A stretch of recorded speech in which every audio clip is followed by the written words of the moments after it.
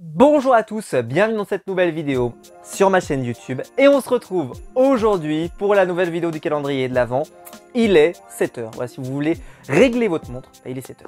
Incroyable, incroyable, tous les matins, même le dimanche, on est là, et oui, pour la vidéo du calendrier de l'Avent. Je ne sais pas ce que vous avez prévu pour votre dimanche, je vous souhaite que votre journée se passe bien, et en tout cas, elle commence déjà bien puisque vous avez une vidéo de ma part pour vous présenter un de mes achats comics et de vous présenter une de mes lectures. Et je voulais vous présenter, parce que pour l'instant, j'ai pas encore suffisamment avancé dans tous les Marvel épiques, mais voilà, je voulais quand même vous présenter la collection, puisqu'en fait, c'est une collection qui c'est ce que j'appelle un peu du stock, c'est-à-dire que j'achète voilà, ces collections et puis bah, il faut le temps de les lire, en fait ça sort plus vite que ce que je lis, mais bon c'est comme ça.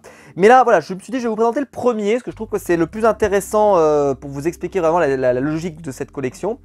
Vous avez donc là la collection des Marvel épiques avec la collection Spider-Man. Vous avez également la collection X-Men qui est disponible chez Panini Comics. Alors de mon côté, moi je ne vais prendre que les titres Spider-Man, je ne vais pas prendre les titres X-Men parce que je suis moins fan des X-Men. En fait j'ai déjà beaucoup de choses chez les X-Men et pour ceux que je ne suis pas suffisamment fan, j'ai déjà pas mal. J'ai déjà la période Grant Morrison, la période de Whedon, la période de... J'ai un peu de Bendis, du Wolverine vs the X-Men, voilà, j'ai quelques trucs un peu sympas. J'ai évidemment quelques runs cultes, quelques passages cultes, le Phoenix, tout ça, qu'il y avait dans la collection Hachette.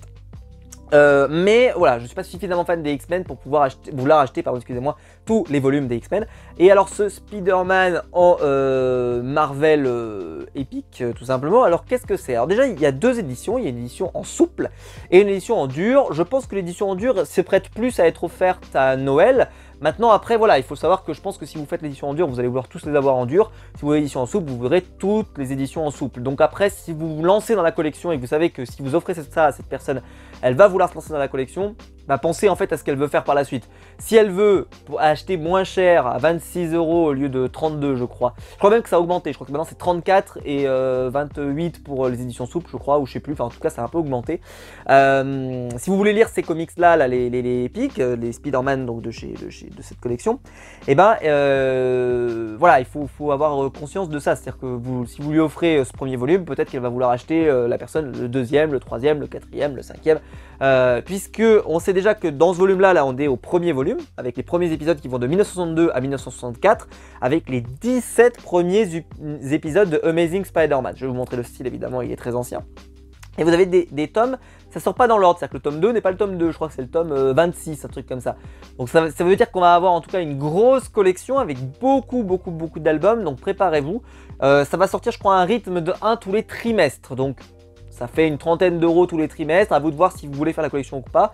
Après, vous pouvez très bien, parce que les numéros ne sont écrits que derrière, ils ne sont pas écrits sur les côtés, ils sont juste marqués Amazing Spider-Man de grand pouvoir. Alors moi, j'aurais bien aimé qu'il y ait la date, parce que je suis un fan de la collection Marvel Events et j'aimais bien les dates, mais bon, c'est comme ça. Et ce Marvel Epics, moi je l'ai pris en dur, hein, parce qu'évidemment, moi je veux que ce soit une édition durable, une édition pour pouvoir la garder vraiment toute ma vie là-dessus, parce que je pense pas que je referai cette collection-là. Parce que moi, j'avais pas fait les intégrales, je trouvais que c'était très cher pour ce que c'était. Là, franchement, vous avez un rapport qualité-prix, regardez la tonne de pages quand même si c'est 34, hein, vous le prenez, c'est vraiment trop bien pour ce prix-là. Et vous avez donc un excellent rapport qualité-prix, hein, sur ces collections. C'est une collection qui vient directement des États-Unis, hein, les Marvel Epics. Et alors, bah, je vais vous montrer donc le premier épisode de Amazing Spider-Man avec cette couverture extrêmement célèbre. Et bien voilà, ça c'est le style graphique de l'époque.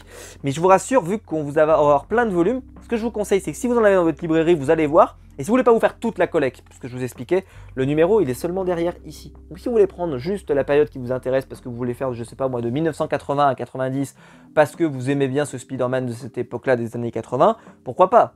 C'est pas obligé de vous faire toute la collection. C'est comme pour les intégrales, il y en a qui prennent toutes les intégrales, il y en a qui prennent que celles qui les intéressent. Et ben là, moi par exemple, je vais faire toute la collection. Enfin, je vais faire toute la collection, mais par contre, je m'arrêterai très probablement s'ils vont plus loin que 2000. Parce qu'à partir de 2000, je crois que j'ai tout. Puisque j'ai déjà la période de Straczynski, ensuite j'ai la période Un jour nouveau, après c'est toute la période de Dan Slott, après de toute façon. Donc en fait, normalement, j'ai déjà tout. Je vais vous montrer, donc vous avez, voilà. Ça ressemble à ça pour ce premier volume, mais évidemment, voilà, il y aura certainement d'autres volumes. Moi, j'espère qu'on aura les Spider-Man de Erik Larsen, par exemple. Alors, peut-être qu'on aura un omnibus là-dessus, mais moi, j'aimerais bien les avoir dans cette collection. parce que je pense que voilà, c'est des épisodes qui sont juste après Todd McFarlane et qu'on n'a jamais, je crois, eu en VF. Ou peut-être dans des kiosques de façon discrète, mais en tout cas on les a jamais eu en album, je pense. Donc évidemment vous avez les origines et les premières apparitions de certains grands méchants, comme évidemment le Lézard, J. Jonah Jameson, vous avez Octopus, etc. etc.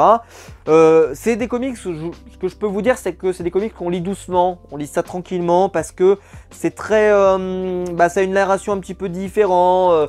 Des fois je trouve que Spider-Man, voilà, on sent que ça parlote un peu, que c'est pas forcément, je sais pas, enfin voilà, on sent que ça a vieilli, même dans son écriture, c'est-à-dire que d'habitude, par exemple, tu aurais beaucoup plus, je sais pas, de moments dans ses pensées, c'était avec un personnage, après moi j'aime bien les personnages sombres aussi, donc ça doit aider, hein, évidemment, à avoir plus ça. Mais là, par exemple, tu vois, cette planche, tiens, je t'ai apporté ce paquet de sable, bouffe ça, bouffe-le, pardon, ça calmera peut-être ta fièvre intérieure. Oh là là, quelle punchline, dis donc, hein, incroyable, je ne m'en remets pas, je suis absolument pantois, hein, comme dirait notre ami Sturi. Voilà, en tout cas, bon, qu'est-ce que vous voulez que je vous dise? Franchement, c'est une collection, c'est plus la collection dont je voulais vous parler. Moi, je pense que honnêtement, le volume en dur comme ça, il est sublime. Faut vraiment le prendre. J'ai pas l'impression qu'il y ait de rupture, donc j'ai l'impression que parce qu'ils vous mettent édition collector, mais c'est pas vraiment limité, donc j'ai l'impression que c'est quand même dispo. Même si des fois ils peuvent tomber en rupture, mais après ils reviennent. Et je pense que c'est une collection en tout cas qui méritera d'être suivie chez Panini. J'ai qu'une peur, moi, c'est qu'ils l'arrêtent avant la fin, parce qu'on connaît, hein, des fois ils ont lancé des trucs, les Marvel Events par exemple, ils ont arrêté hein, d'un coup, hein, donc bon, on espère que celle-là non. Ce qui me rassure un peu, c'est que c'est une collection qui, je pense, marche bien, donc je pense qu'elle va continuer. Et voilà, en tout cas, moi de mon côté, je suis très content de l'avoir. Vous pouvez vous faire la collection X-Men aussi, je crois qu'il n'y a qu'un seul volume chez les X-Men qui est sorti, il y en a déjà 3 chez Spider-Man. Écoutez, c'est Noël, donc ça peut être le moment de se faire offrir 1 ou 2 volumes pour Noël, voire même les 3. Je pense que ça peut être plutôt malin et vous pouvez prendre un peu d'argent aussi si vous avez déjà. Et peut-être par exemple demander un peu d'argent pour Noël.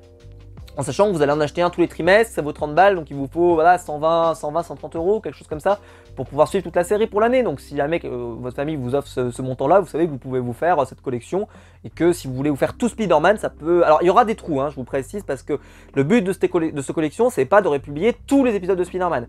Le but, c'est de publier les meilleurs épisodes de Spider-Man, mais dans un ordre chronologique, et donc il y aura des impasses, il y aura, parce qu'il y a des personnages, des auteurs pardon, qui n'ont pas marqué le personnage, et donc on peut faire sauter ces épisodes.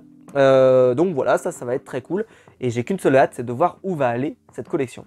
J'espère que la vidéo vous aura plu. En tout cas, voilà, cette vidéo en tout cas se termine là. J'espère que votre journée va bien se passer, que vous allez profiter peut-être pour faire vos derniers achats de Noël. Il vous reste encore un peu de temps, mais je pense que c'est bien le moment d'y réfléchir. Comment vous dire, si la vidéo vous a plu, tu peux liker, tu peux t'abonner, tu peux la partager sur les réseaux sociaux. Il y a le bouton rejoindre juste en dessous pour donner un moment de soutien.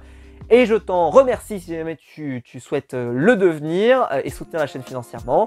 Et puis voilà, n'hésite pas à me dire ce que tu penses de cette collection. Est-ce que tu l'as fait? Est-ce que pour toi c'est une collection super? Je sais qu'elle fait l'unanimité, hein, donc normalement je devrais avoir plutôt des retours. Est-ce que vous la faites en souple ou en dur? Ça m'intéresse aussi. Mais voilà.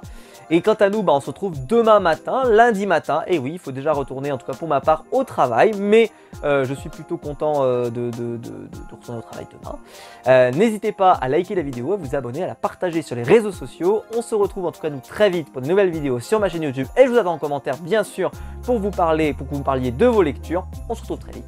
Ciao!